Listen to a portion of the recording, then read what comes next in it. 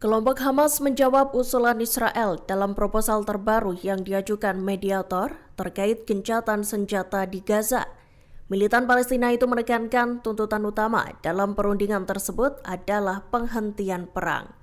Pihaknya juga menolak anggapan bahwa Hamas melebih-lebihkan soal isu senjata. Dalam pernyataan Hamas pada Rabu 16 April 2025, pihaknya mengatakan tak melihat adanya jaminan nyata untuk penerapan proposal tersebut. Namun pernyataan Hamas itu juga tak memberi jawaban pasti apakah pihaknya menolak usulan Israel atau tidak. Dikutip dari Tribun News, proposal yang diajukan mediator Qatar dan Mesir itu mencakup pembebasan setengah dari sandera Israel yang masih berada di Gaza. Selain itu, gencatan senjata sementara tersebut akan dilakukan selama 45 hari. Nantinya, Israel akan mengizinkan masuknya bantuan kemanusiaan dan tempat tinggal sementara. Meski begitu, dalam proposal tersebut, Israel menuntut agar Hamas melucuti senjatanya.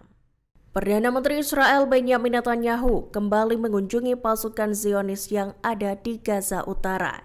Diketahui kunjungan itu dilakukan pada Rabu 16 April 2025. Tak sendirian, Netanyahu tampak didampingi oleh Menteri Pertahanan Israel Katz dalam kunjungan tersebut. Netanyahu juga terlihat memberikan arahan pada para prajurit IDF. Dalam pernyataannya, Netanyahu berjanji bakal melakukan serangan udara lebih lanjut terhadap warga Palestina di daerah kantong tersebut. Dikutip dari Tribun News, Perdana Menteri Israel itu juga menegaskan bahwa pihaknya akan terus memberi banyak tekanan pada Hamas. Dikatakan Netanyahu, pihaknya ingin membebaskan para sandera yang masih tersisa di jalur Gaza. Di sisi lain, Israel Katz mengklaim bahwa operasi militer yang dilakukan IDF berlangsung intensif. Bahkan agresi itu dinilai bisa menekan Hamas untuk segera membebaskan para tawanan. Rupanya, inspeksi lapangan itu dirahasiakan dengan ketat. Bahkan kunjungan itu tak diumumkan hingga Netanyahu kembali ke Israel. Sandera Israel kembali menagih janji manis yang sempat dilontarkan Presiden Amerika Serikat Donald Trump. Hal itu terungkap lewat sebuah video yang dibagikan Brigade Al-Quds sayap militer Gerakan Jihad Islam Palestina pada Rabu 16 April 2025. Sandera yang tampak dalam rekaman itu adalah Rom Braslovski, seorang petugas keamanan di Festival Musik Nova. Dalam rekaman itu, Rom menyampaikan pesan pada Perdana Menteri Israel Benjamin Netanyahu dan Presiden Amerika Serikat Donald Trump. Ia menyinggung soal kesepakatan untuk membebaskan para sandera Israel yang masih ditawan di Gaza. Dikutip dari The Jerusalem Post, Rom meminta Netanyahu untuk segera membebaskan dirinya. Ia juga menagih janji Trump yang menyatakan bakal membebaskan semua tawanan lewat sebuah kesepakatan. Pria berusia 21 tahun itu juga mengisyaratkan bahwa dirinya tak dalam kondisi yang baik.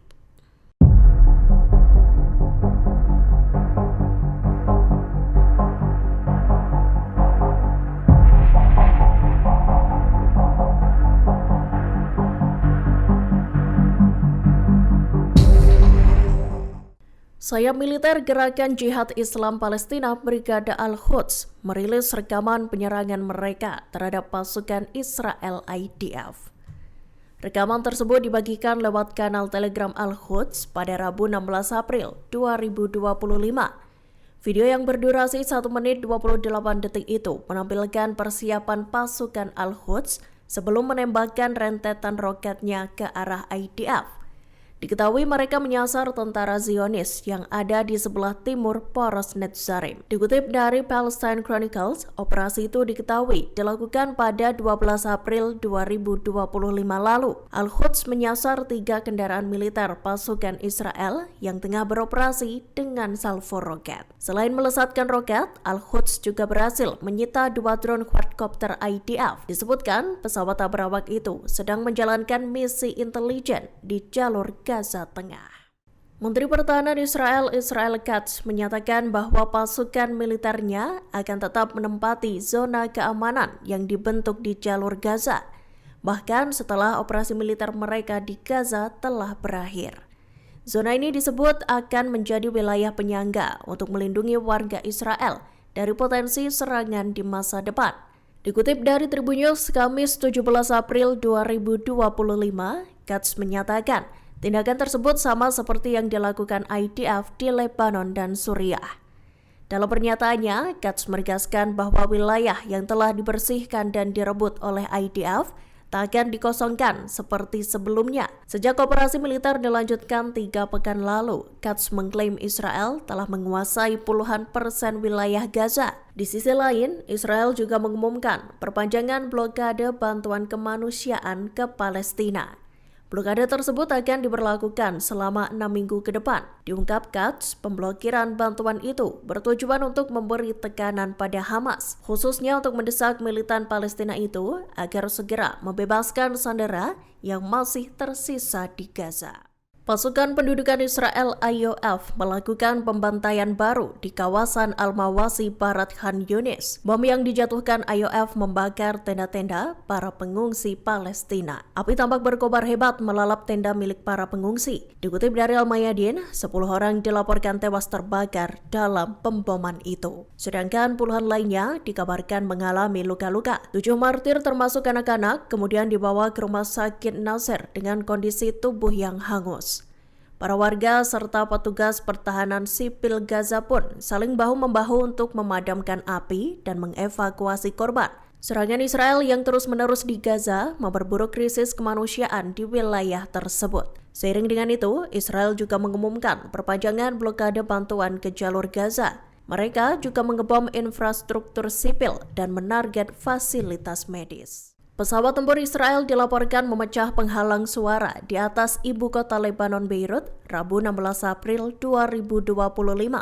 Namun dikabarkan pasukan Zionis juga melakukan hal yang sama di sejumlah wilayah lainnya di Lebanon. Insiden itu terjadi di tengah ketegangan yang terus berkembang di sepanjang perbatasan Lebanon-Israel. Dikutip dari Anadolu Agency, suara ledakan akibat pesawat yang melaju lebih cepat dari kecepatan suara mengguncang Beirut dan wilayah sekitarnya. Ledakan itu pun memicu kecemasan di kalangan warga sipil.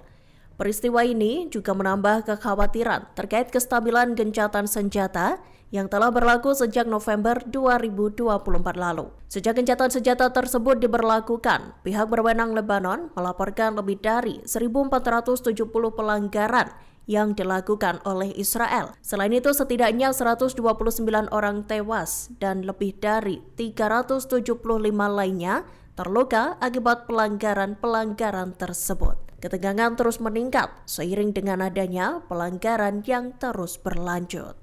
Download Tribun X sekarang, menghadirkan lokal menjadi Indonesia.